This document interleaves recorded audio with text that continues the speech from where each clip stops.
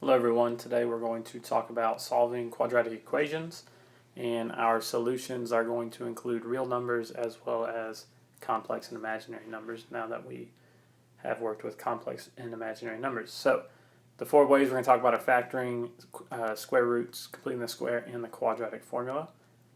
So for the first type of factoring, we're going to look at 2x squared plus x minus 10 is equal to 0. Your first goal is you need to make sure that you are equal to 0, which we are in this case. And so we can factor this. This is a trinomial. Since a is greater than 1, we need to break up 2x squared to be 2x and x. And then we can use factors of negative 10. So if we want to use 5 and 2, we should know that we can't put 2 here because there's no GCF in the original problem. So I'm going to move that 2 and put it on the back side and have 5. And then we're going to include positive 5 and negative 2. So we should be checking this whenever you use guess and check. So a quick FOIL would be 2x squared minus 4x plus 5x minus 10. And we should know that those do add up to positive x. We know that that is the correct factorization.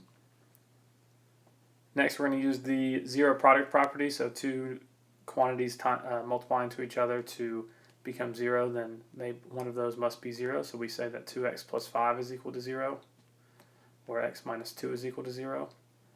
And so we will get 2x equals negative 5. Divide both sides by 2, and we'll get negative 5 over 2. Here we're going to add 2 to both sides, so we will just get positive 2. So we get positive 2 or negative 5 over 2. Looking at the next one, we have to make sure that it is equal to 0 first. So we're going to subtract 9x from both sides, and then we're going to factor out a GCF of x, and that's going to leave us with x minus 9. Again, using the zero product property, we can say x equals 0 or x minus 9 is equal to 0. And x equals 0 is already solved, and then we'll have x equals 9. So our two solutions are 0 and 9. Looking at solving by square roots, we want to always try to isolate the square term. And so we need to move anything to the opposite side in order to solve for that. For x minus 5 squared is equal to 81. X minus 5 is our square term. There's nothing else that we need to take care of beforehand, so we're just going to square root both sides. So when we square the left side, we're going to get x minus 5. On the right side, we're going to take the square root of 81, and when we do that to both sides, we're going to need plus or minus 9. And then from here, we want to split this up to say x minus 5 is equal to 9, or x minus 5 is equal to negative 9. And when we solve for this, we're going to get 14. And for here, we're going to get negative 4. So these are my two solutions. We need to be very careful to not give this answer of 5 plus or minus 9, because that's not simplified.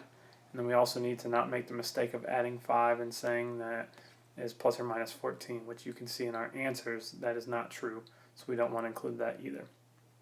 For the next one, we have multiple terms, but we don't have any other x terms, so we have just x squared, so we are still able to take the square root because we only have a square term on x. And so we can subtract 1 from both sides to start. If we divide both sides by negative 3, we're going to get negative 3 on the right side. And then now that the square term is by itself, we're going to square root both sides. And we're going to result with plus or minus. And we see that we have a square root of a negative number, so that's going to give us an I. So we're going to get square root of 3 because we can't simplify that any further. Square root of 3i. So we're plus or minus root 3i is a perfectly fine way to write this. You could also split it up to say root 3i as one of your answers and negative root 3i as your others. Just make sure your i's are not underneath your radical and that your radical ends before that. Looking at completing the square, we want to somehow create the left-hand side to be a perfect square trinomial, and that will allow us to solve by taking the square root.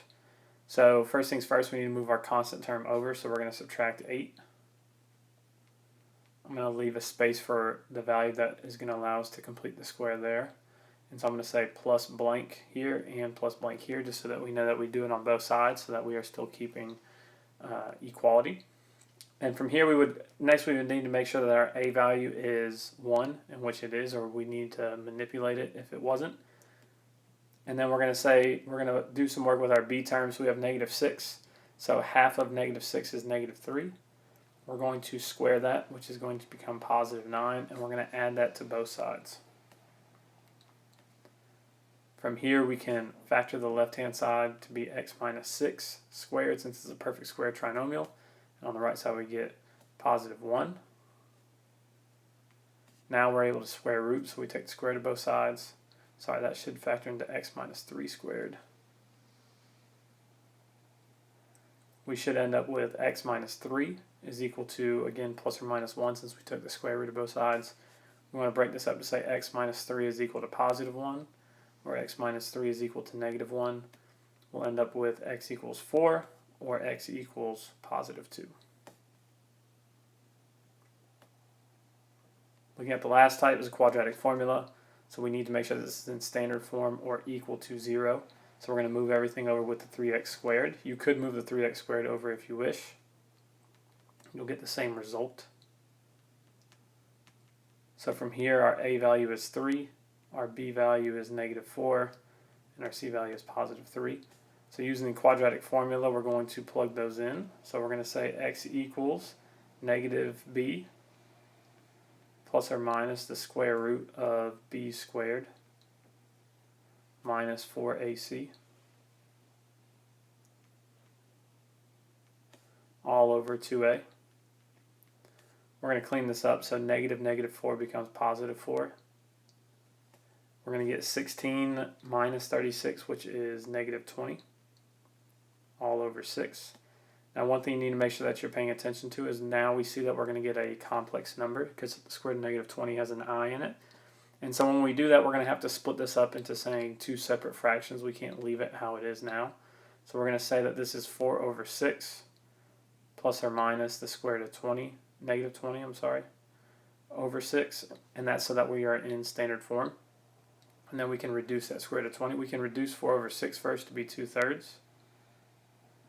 Square root of -20 is going to result in a 2 root 5i all over 6. And then we can reduce that fraction as well with the 2 and the 6. So we would get 2/3 plus or minus root 5 over 3i. And that would be your final answer. That consists of two solutions. So you have 2 over 3 plus root 5 over 3i. And then you have 2 over 3 minus root 5 over 3i. And if you wish, you can write those as two separate solutions. So today we solved all 4 methods. That also included some imaginary and complex numbers. So I hope this helps you with solving quadratics.